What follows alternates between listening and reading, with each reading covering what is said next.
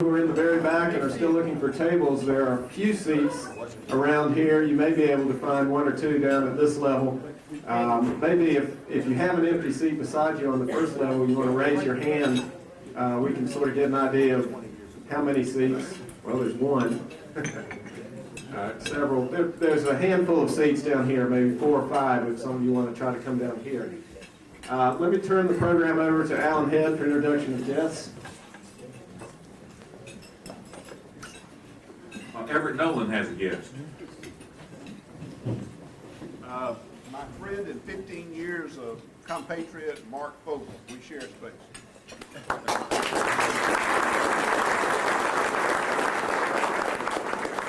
Catherine Arrowwood has a guest.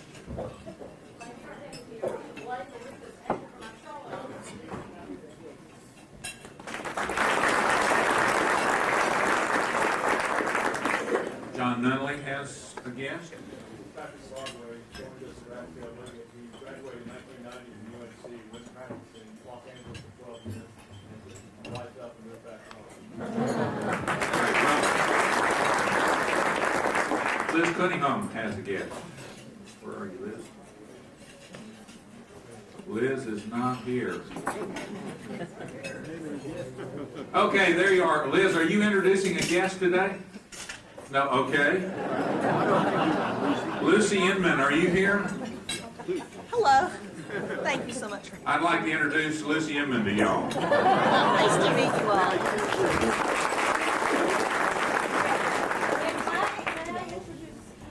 Yes, would you please? I'd like to introduce Ashley Browning Scruggs. She's an attorney with the Cunningham Law Firm as well.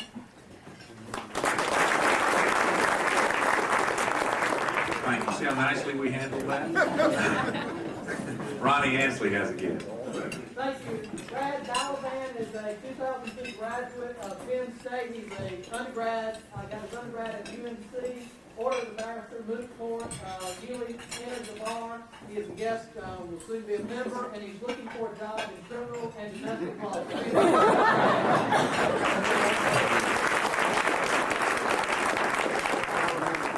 Mark Sullivan has a guest.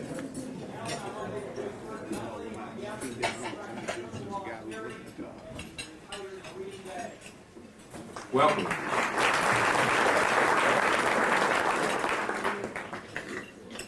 His Honor, Judge John Tyson has a guest. Allie, my guest today is Michael Moore, one of my former law partners who has been with the Durham County District Attorney's Office for the last 5 years.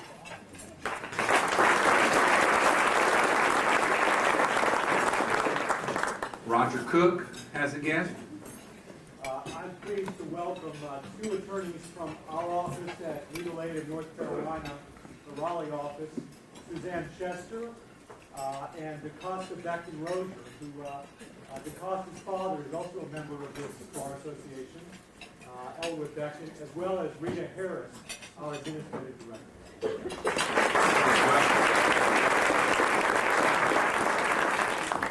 I would like to introduce someone from the podium, and Rhonda Rainey. Would you please stand, Rhonda? Where are you? There she is. Rhonda is the new Assistant Executive Director for the North Carolina Bar Association. Undergraduate in law at William & Mary, practiced in Florida, and was an Assistant Director of the Governor's Crime Commission, and has just joined the North Carolina Bar Association as Assistant Executive Director. Rhonda. Are there other guests that folks need to introduce? If not, are there any candidates here? I imagine they might all be at the polls. Are there any candidates here? Good luck to all of our members who are running.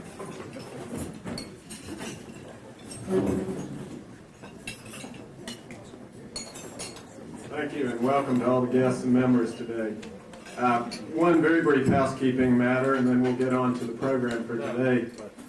Immediately following this program is a free continuing legal education program sponsored by your bar association. We have an outstanding lineup, and you're invited to attend that, participate in that.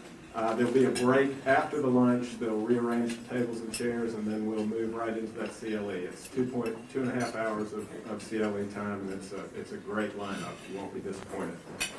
Now on to the program of today. This day is one of the high points of the bar years. The day we award the greatest recognition that this bar can award to one of its own. It's the Joseph Branch Professionalism Award. Many of you knew Chief Justice Branch and knew that he exemplified professionalism both in his career as a lawyer and as a jurist for our state, and finally as Chief Justice of our state. And in his honor, each year we award the Joseph Branch Professionalism Award to a member of this bar association in recognition of that member's service to the bar, the rock-solid lawyering that that member exemplifies, the zealous client advocacy, and the dedication to community affairs. I think there's probably no better way of describing this award than simply reading and recognizing the list of past recipients. It's a list that I think you'll all agree forms really the pillars of this bar association, and it's why the Wake County Bar Association continues to thrive as an outstanding urban bar. Let me just read for you the list of the past recipients in the order in which this award's been given, and after I've read the list, I'll ask those who are present to stand. Robert L. McMillan, William Joslin, Judge Robert L. Farmer, Charles F. Blanchard, the late James K. Dorsett Jr., Wright T. Dixon Jr., Charles H. Young, Wade M. Smith, Daniel T. Blue, John B. McMillan, and J. Ruffin Bailey. Let's recognize these people.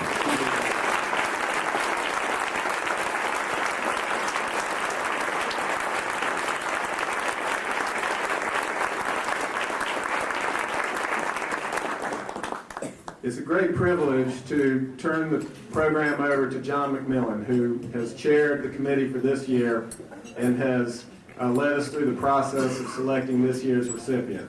With that, I'll turn the program over to John, who will introduce us to this year's recipient.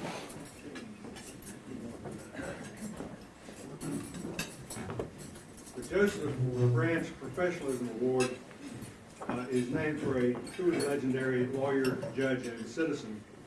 And his son, Jim Branch, is here with us this morning as a special guest. Again, if you would stand up and be recognized.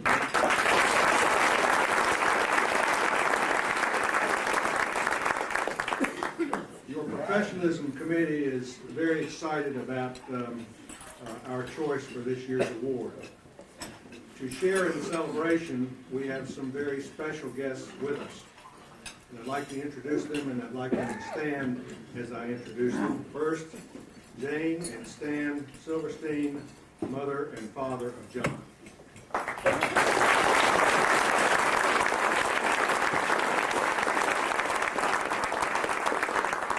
Leslie, John's wife.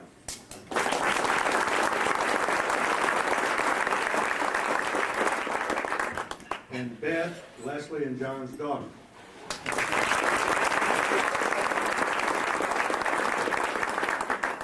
Jill Gammon, John's sister, and her husband, Roland Gammon.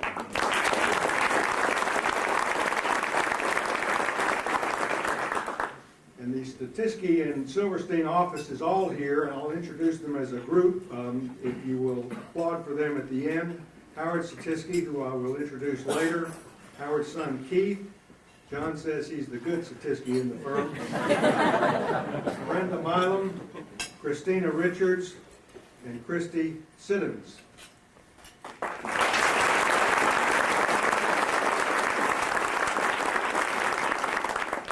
Joyce King, a former employee who lasted 25 years.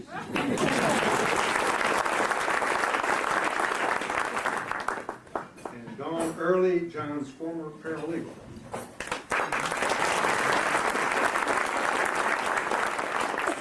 A few special friends, Lynn Satisky, Howard's wife.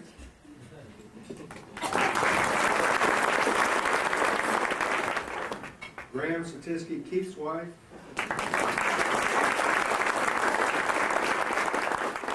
And Ben Massey, Executive Director of the North Carolina Board of Physical Examiners. John has represented that board for 25 years.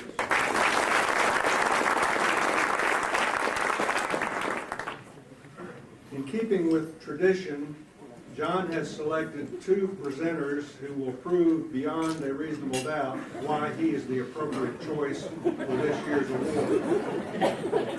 First is Carlyn Poole. Carlyn is a 1979 graduate of the University of North Carolina School of Law, where she was a member of the Order of the Coa and managing editor of the North Carolina Law Review. She has served on the Board of Governors of the North Carolina Bar Association and as vice president of that organization. She was president of the Wake County Bar Association in 1991. She is listed in the Family Law section of the Best Lawyers in America and is a fellow in the American Academy of Matrimonial Lawyers. Carolyn is a very safe presenter because she's always got nice things to say about people. So you made a good choice with Carlyn.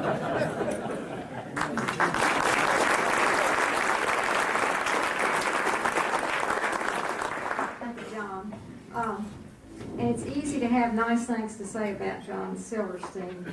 I have long believed that the best lawyers and the lawyers with the highest levels of professionalism have been here in Wake County. And so I'm particularly pleased to be here to help honor John as one of the best of the best. And I'm also very pleased to see so many people from John's family here. Besides being a little nervous about being able to convey John's qualities that make his receiving this award particularly appropriate, I'm certainly sentimental when I think about how long I've known John and what happens over that length of time in a life. Back in the dim, distant mist of the past, I first met John in 1968 when he was a law student at UNC, so I've known him for over 30 years. I remember his excitement in inviting Leslie to come to Chapel Hill for a visit during the time they were engaged. I remember when Leslie and John first moved to Raleigh and lived at the Meredith Woods Apartments, and John's work with the Attorney General's office. I dug out a picture of John from this era, and I wanted to enlarge it and flash it on the screen, but the screen's not there for that purpose. But if you can just picture John with some very impressive sideburns from the early 1970s, he was very stylish. When I first began to practice law in 1979, Satisky and Silverstein was just down the hall, so that as a new attorney, I was able to drop in on John and hear his voice of reason and wisdom when I had certain questions about things. I even remember when John had some family law cases early in his practice, and his seeing those clients through the times of divorce and those hard times. He brought the same qualities and same sense of high responsibility to those cases that he has continued to bring to his clients and to his work with the bar through the years. To everything John does, he brings wisdom, humanity, honor, understanding, trust, an innate courtesy and graciousness, good humor, balance, and kindness. To work with John and to be around John is to sense something to which we all aspire, a goodness and an integrity, a generosity of heart and spirit that by example say more than any words can convey. John strikes exactly the right note. To talk with John is to receive full attention. He listens. I'm certain that every one of his clients must be struck by the thoughtful attention that he gives to any situation. He is courageous in his decisions and wise in his guidance. He is truly a counselor to his colleagues and to his clients. He exudes a sense of trust and integrity. If you find yourself wondering what is right about something, John's the person you want to have listening to your dilemma. I spoke with Joyce King, who worked with John and Howard for 25 years, and she began her time with these lawyers 2 weeks after John joined Howard in practice in 1976, I think he said. Her memories underscore the foundation of professionalism that John has brought to the practice of law. Several of her observations related to the professional courtesy between John and Howard and other lawyers. She told me that John and Howard have had lunch together almost every day during the time they've been in practice. So that translates into a lot of bar luncheons, a lot of time at the Mecca, a lot of time at different restaurants in Raleigh. She said that in 25 years, she never observed an argument in the office, and that personal problems and tensions simply did not make their way into that professional workspace. The respect and friendship John and Howard have had for each other has translated into their bringing the best of efforts to their work and extension of that courtesy and friendship to other lawyers. Now, all of this seems a little somber, so I would be remiss if I did not mention John's wonderful gift of laughter. His good humor is good-natured, not caustic. His jokes are never at anyone's expense. He has great timing and a whimsical view of situations that makes people laugh. Oh, well, almost every time they laugh. And it's certainly no small talent as an attorney to bring humor and good cheer to times that may be stressful and angry. So this is one of the things that John adds to situations. Finally, in thinking about John's professionalism, I've been reminded of the balance that he brings to his life, so that he has time for family and friends, for his faith and community, and for interests outside the law. Leslie told me about John's longtime Sunday morning routine that involves a Sunday walk and that has existed for years. So we're to picture John in a floppy brimmed hat, earphones, shorts, knee pads as he makes his way to his goal of the Harris Teeter, which is an interesting and somewhat suspect spot to end an exercise period. But apparently John on his walks is really very impressive, because in just talking to different people about John, I've had several people comment to me about his Sunday morning appearance. So I think today he's here without his knee pads. The best thing about being asked to make this sort of introduction and participate in this is that it's given me the opportunity to think and to articulate the admiration I've had for a steadfast friend and an exemplary lawyer, and to be reminded, and this is not too surprising, that the same qualities that John brings to a friendship are those he brings to his profession. So when we think about how we want to practice law, we should look to John Silverstein. And when we think about how we achieve the highest levels of professionalism, we need look no further than John. And when we think about kindness and understanding of the human condition that must underlie our role as counselors, John immediately comes to mind. When we think about the balance we hope to bring to our lives, John again is the model. When we think about courtesy and dignity and honor and the best that our profession offers, John Silverstein is at the top of the list. So we and our profession are lifted by his example.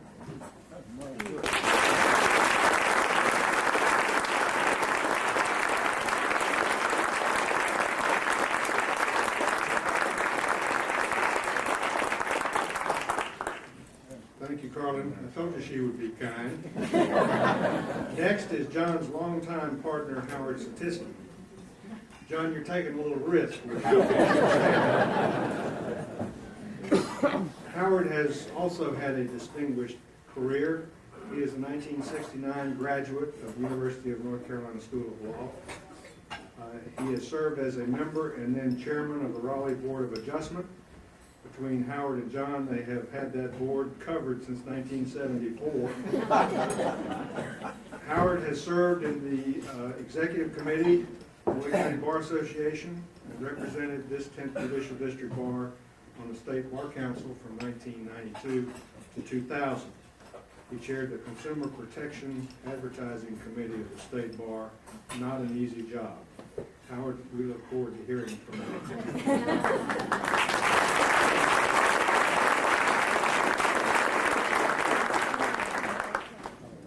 Thank you very much.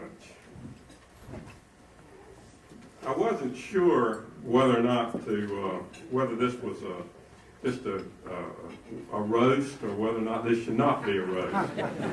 So I talked to John and he said, do whatever you want to do. And I certainly can't, I've told several people that the article that I had the pleasure of writing in the Wake Bar Flyer contained about all the nice things I knew to say about John. And nobody wanted me to sit here and repeat that article. But then when I started thinking about the dignity of this situation, it wouldn't be proper to say roast type things about John. However, especially with his parents here, if I was going to roast him a little bit, I would probably tell you that his sister told me that he got a spanking the very first day of his elementary school class when he misbehaved. I'd probably tell you a story that John told me, which was that his senior year in high school, he was a baseball player for his high school team, and he distinguished himself by going 1 for 11 as a pinch hitter. And the one hit that he got the entire year, John said, was a bunt.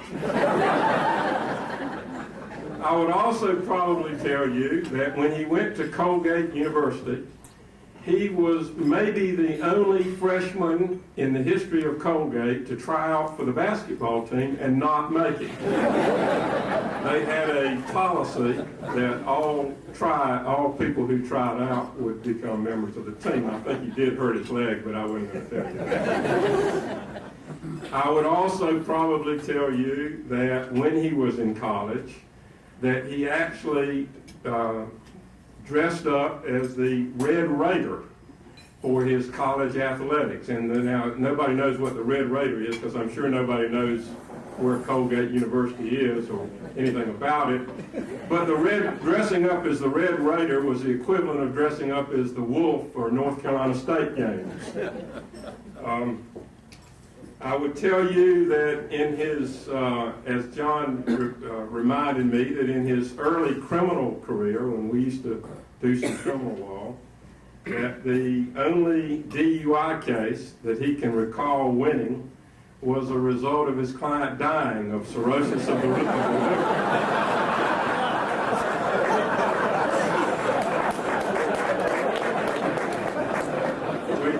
We don't handle those cases anymore. I had the fortune to play with John on a church league softball team here in Raleigh for a number of years. And John was an outstanding left fielder. I can attest to that.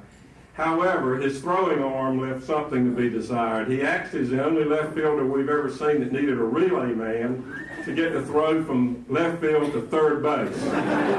Those baseball fans understand. One of the things that I mentioned in the article was that John, one of our great sports heroes, as when we were children, was Johnny Unitas and Raymond Berry and all of the Baltimore Colt great players of that day. And John had while the rest of us just watched it on television and sort of cheered and tried to emulate those great moves that those players made, John had the pleasure of being able to sit on the bench and actually at those games, because his grandfather was the medical doctor for the Baltimore Colts team. One of the things that I did not put in the article was that one time John's grandfather asked the great Unitas what he thought about the potential of his grandson. And of course Unitas replied that he thought John should study hard in school.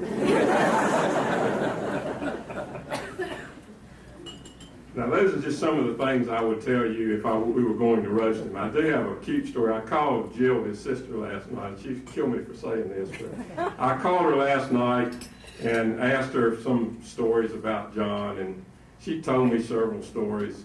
And then this morning, I got a frantic call on the telephone, on the voicemail, that said, please don't tell that story about so-and-so. I talked to John's mother, and she would just die if you told that. I promised her I wouldn't tell that. But John was just briefly, was born in Baltimore, and he was raised in West Virginia. He attended college at Colgate, and then, as I understand it, it was so cold up there. Colgate's in upstate New York, and it was so cold when he found out his sister was going to school down at Carolina. I think he called her and she told her how nice the weather was. That's what got him down to UNC Law School. We've been together. We've been friends, I guess, almost from the minute he arrived in Raleigh. And we've been together as law partners since 1976. Prior to that, John started with the Department of Insurance. He spent 2 years there. Then he went to the Attorney General's office where he was Senior Deputy Attorney General, and then he joined me in the practice in 1976. As most of you maybe know, he served on just about every bar committee, every local bar committee that we have. And within a short period of time, he generally rises to the chairperson of that committee. I think he always does a wonderful job. I recall very few speakers that come before this group, even though they're all good. But when John was vice president of the bar and had the duty to get speakers, I recall some of the speakers he got. I think Bill Friday and the coach Anson Dorrance over at Chapel Hill were just wonderful speakers. I mean, it was wonderful programs. And then he was president of the bar, and currently he serves as chairperson of the grievance committee, which is, of course, a difficult committee and a very important committee. And I feel John does a wonderful job as that chairperson, as he does with all of the things that he is involved with. He's served, I think, 2 terms as president of his temple here in Raleigh, which if anybody involved in church or synagogue activities knows that's about as hard a job as anybody can possibly do. I found out yesterday, for the first time in talking to his sister, that in high school, John got what was known as the Unsung Hero Award. Now, of course, he never mentioned that to me, but I think that was I'm sure it was appropriate then, and it's certainly appropriate now. I think John's service to the profession of law and his service to the community is one of an unsung hero.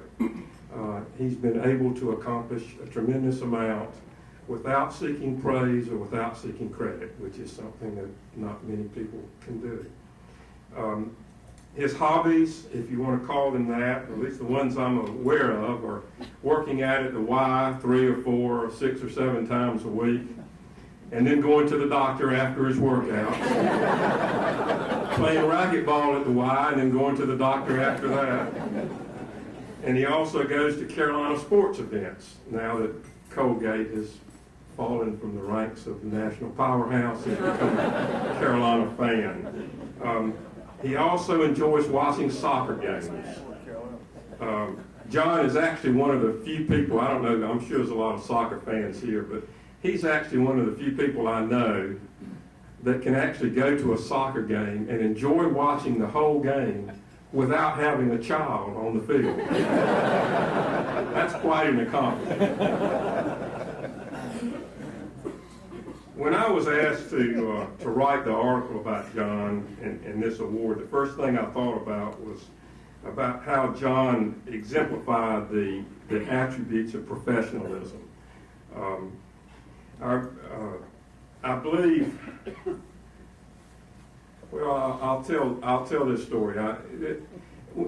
When I was on the bar council, we started. The issue came up over starting a committee on professionalism, and the issue came up over funding, and it was a real question as to whether or not that the lawyers of North Carolina should pay for funding a professionalism committee, and I think the state of Georgia had done that, and there was a little bit of controversy back and forth, and one of the counselors made a comment that by the time a law student gets to college, a prospective law student gets to college, it's too late. It's just too late to teach the values of professionalism. And to the extent that that comment has any truth to it, I think the idea there was that these values are something that are taught by parents and taught in childhood. And I certainly commend Jane and Stan, John's wonderful parents, for the job that they did, obviously, to teach these values to him. And Jane and John and Leslie have taught the same values to their children. in looking at the code of professionalism, when I was asked to say something about, about John's accomplishments and so forth, I just went back and read the Wake County Code of Professionalism.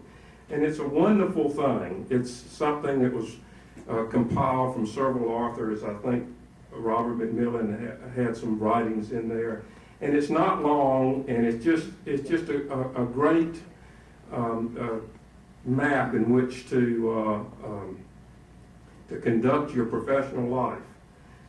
I think that it should be read, it should be reread, and if so, it really provides a clear and eloquent picture as to how we should conduct ourselves in the profession of law. It has things like guard our legal system and its values. We must be motivated by service to the profession, to the community. My word is my bond. It uses terms like integrity, fairness, civility, truth, and dignity. The most important thing that's in there is I will represent my clients as I would want to be represented. And I will show concern for the welfare of our fellow lawyers. I think in the 26 years that John and I have practiced together, John has consistently, day in and day out, without fail, exhibited these qualities. And I'm proud to stand here and introduce him.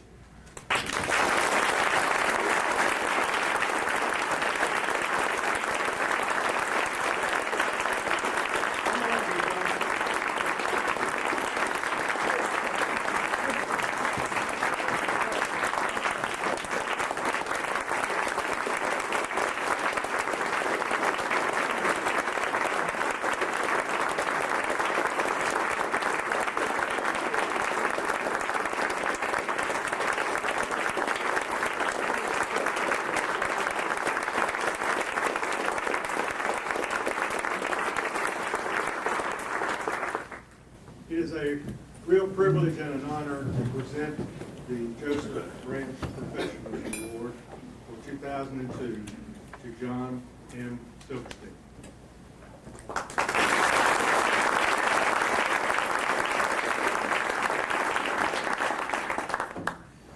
There are a lot of people here for the CLE program. Thank you, John. Thank you, Carlyn, for your kind remarks. Thank you, Howard, for your interesting remarks, some of which were true. I just wish that I could express what receiving this award means to me. When you hear the list of people read out that have previously won this award, and they all have reputations to which we are all trying to aspire, and to think that I would be included in that list is just something that I absolutely cannot fathom. It's just such a wonderful honor that I can't express in words how much it means to me. I think one reason that it does mean so much to me is it comes from this Bar Association. Carlyn mentioned how important this Bar Association and significant this Bar Association is, and there are objective standards by which that has been measured. This Wake County Bar Association has won awards at both the state and national levels, but it really goes beyond that. If you look at this edition of the Bar Flyer, and if you look at Paul's article about the work of all the committees, and if you think about the services that this Bar Association provides to its members, from bar cares to CLE programs to John McMillan's premiere coming up soon, to social activities, to a basketball league. It's a great bar association, but not only that, this bar association is a community service organization. You look at the work of the Public Service Committee and the outstanding work that this bar has done in the schools and building handicap ramps and all the work the young lawyers do. This is quite simply just a wonderful, wonderful bar association. And I'm proud to consider myself just a typical member of the Wake County Bar Association. And in so doing, I know that there are many reasons why I'm up here, and many other people who are responsible for that. And I'd just like to mention a few of them, starting with Alice Roman, who I was involved. Certainly the best thing I ever did for the Wake County Bar Association was to participate in the hiring of Alice.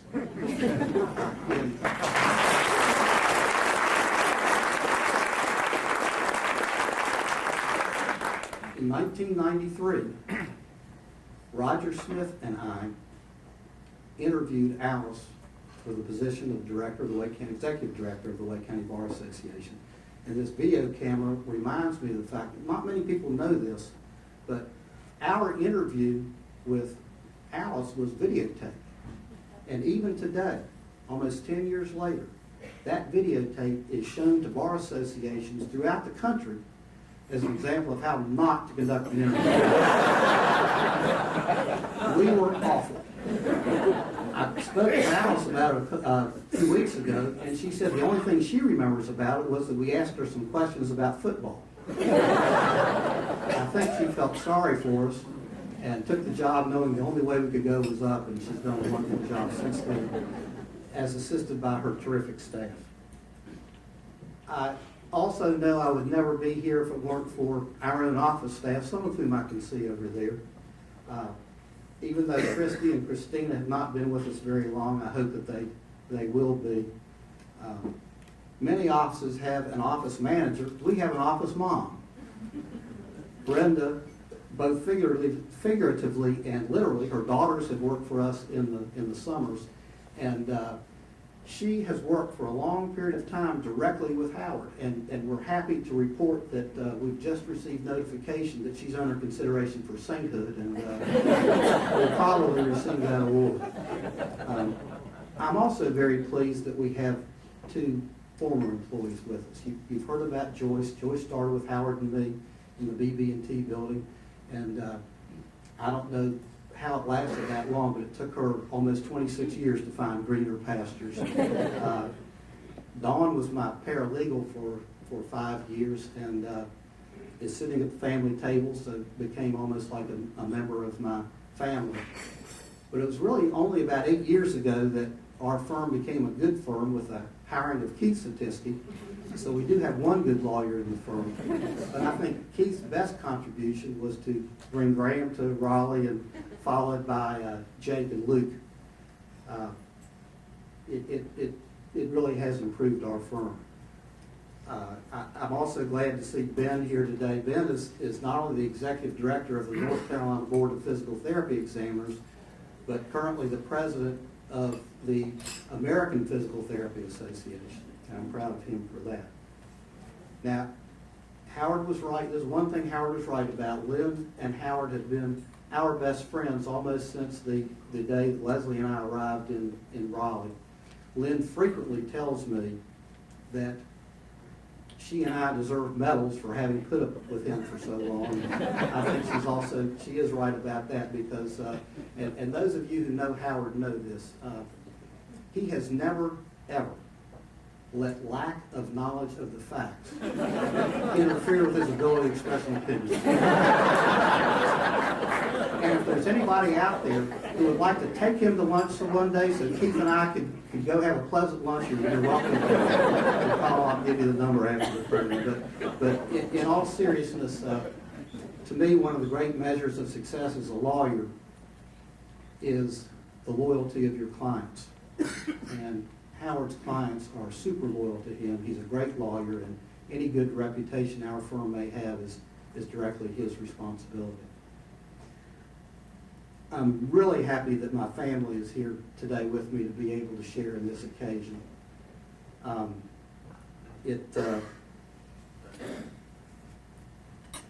It's wonderful to have my sister Jill and my brother-in-law Roland here.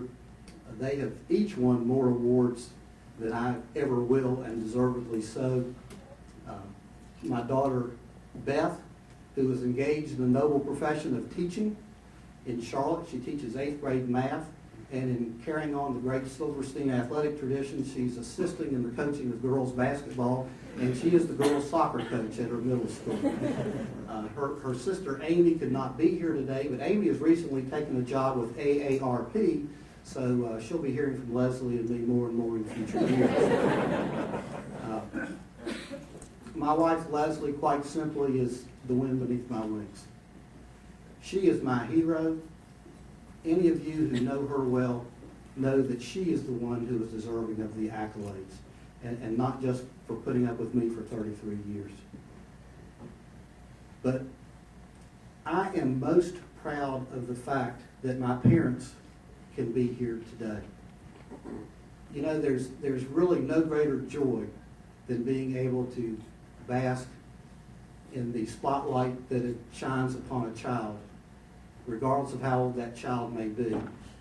And I'm just so happy that they are able to be here and share this occasion. They've been wonderful role models, not just for Jill and me, but for Roland and Leslie and their 4 grandchildren as well. And I just can't express how pleased I am that they're able to be here and sharing this experience with me. As a young attorney, I appeared before Chief Justice Branch, and I know what a wonderful man he is. I've already mentioned the significance of the people who have received this award before. I've told you that I think this is the most wonderful bar association in the country. For all of those reasons, I cannot tell you how honored I am to receive this award. I simply can't do it other than to express from the bottom of my heart my appreciation to everyone that has come here today. Thank you very much.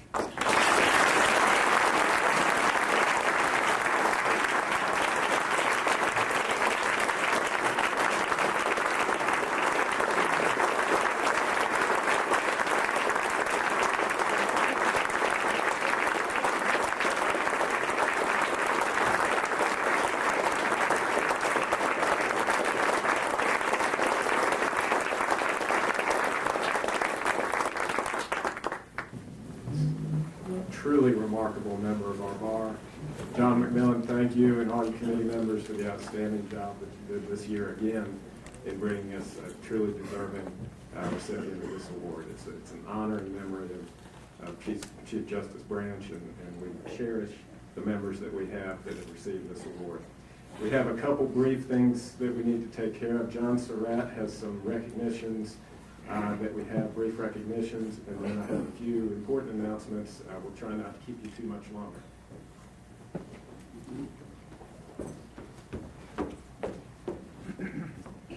Congratulations, John. I'm going to ask Leslie afterwards if you take those great listening skills home with you. If you do, you're going up for sainthood too.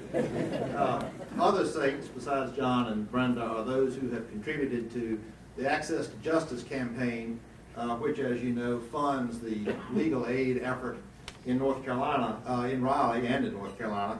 But this was our own Wake County, which used to be East Central Community Legal Services. You need to get in your heads that it's now Legal Aid of North Carolina. So if you hear Legal Aid of North Carolina, that's what you used to call ECHLS, or East Central Community Legal Service. It's still Victor Boone, and Victor couldn't be here today. But he asked me to recognize those law firms which had made the largest contribution to the total of $36,640 that were raised this year. The largest financial contribution by a small law firm, I'm not sure where they drew the line between small and large, is to Myers Beagle, Sibley, and Sajadek. Is anyone here from that firm to accept the plaque? Great.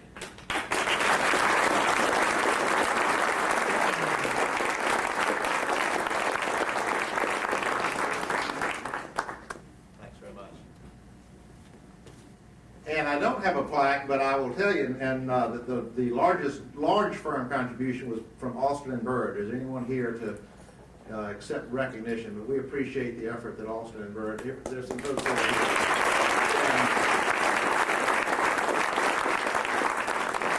here. We will get you your plaque. Thanks to all who gave to last year's campaign. The campaign is about to start again, so if you think this is deja vu, this is for last year's recognitions. Hopefully this will spur each of you. We had individual contributions as large as $2,000, 1,000, 500, 250, 150. It couldn't be for a better cause. So when you get your envelopes very shortly, please remember legal aid. Thanks very much.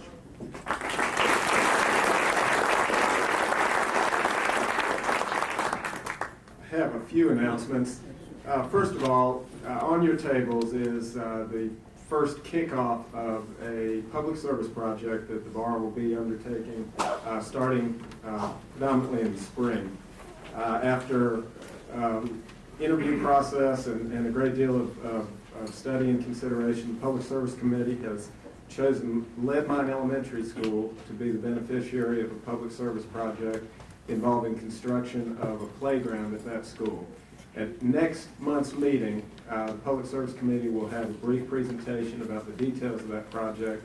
I think you will find that it is a truly meritorious choice and one that the Bar Association will get very excited about, and the children who attend that school, which represent a wide diversity of the population of this region, will truly benefit from that project. So stay tuned for that, read the article, it'll give you a little bit more details, and then next month we'll give you more information on that.